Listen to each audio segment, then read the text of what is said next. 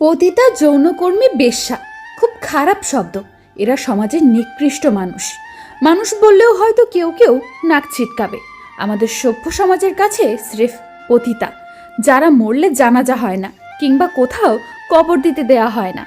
কিন্তু এর পতিতা হবার পেছনে গল্প কি বা পতিতা বানানোর গল্পের নায়ককে সেই দিকে নাই বা গেলাম।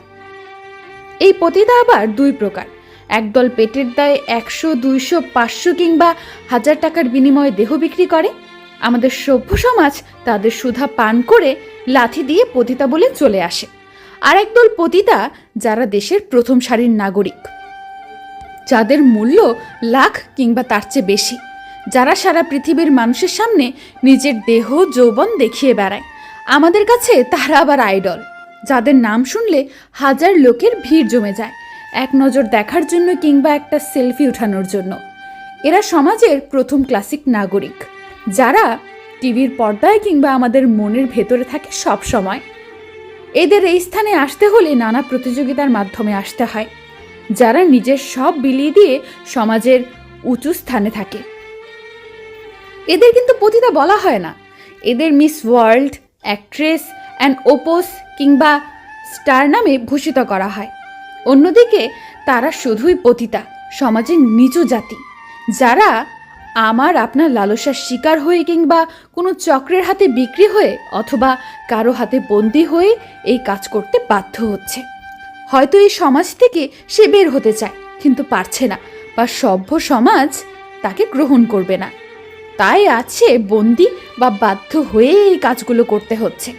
যদিও এদের কারো সম্মান নাই, তবুও আমার দৃষ্টিকোণ থেকে সমাজের উচ্চ শ্রেণীর পতিতাদের চেয়ে এদের স্থান উপরে। অন্তত এরা টাকার বিনিময়ে রুমের ভেতর নিজেকে বিলায় না, কিংবা তারা সারা দুনিয়াকে টিভির পর্দায় অথবা 1000 জনতার মাঝে নিজের রূপ যৌবনের ভাঁজ দেখায় না। একজন পতিতা নিজের ইচ্ছায় হয় না, বানায় আমাদের সভ্য সমাজ। সমাজের প্রতিটা মানুষ যেমন মুখোশ পরা, আজ সমাজও তেমন মুখোশ পরে আছে।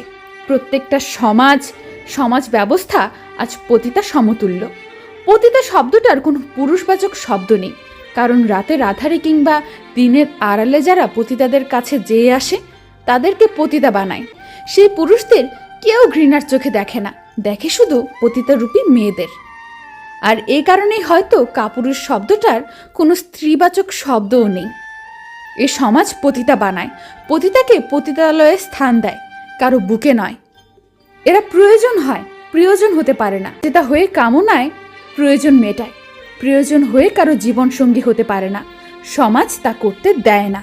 বেশ্যা নামক স্ত্রীলিঙ্গ শব্দ তৈরি করে পুংলিঙ্গ শব্দ তৈরি করে না।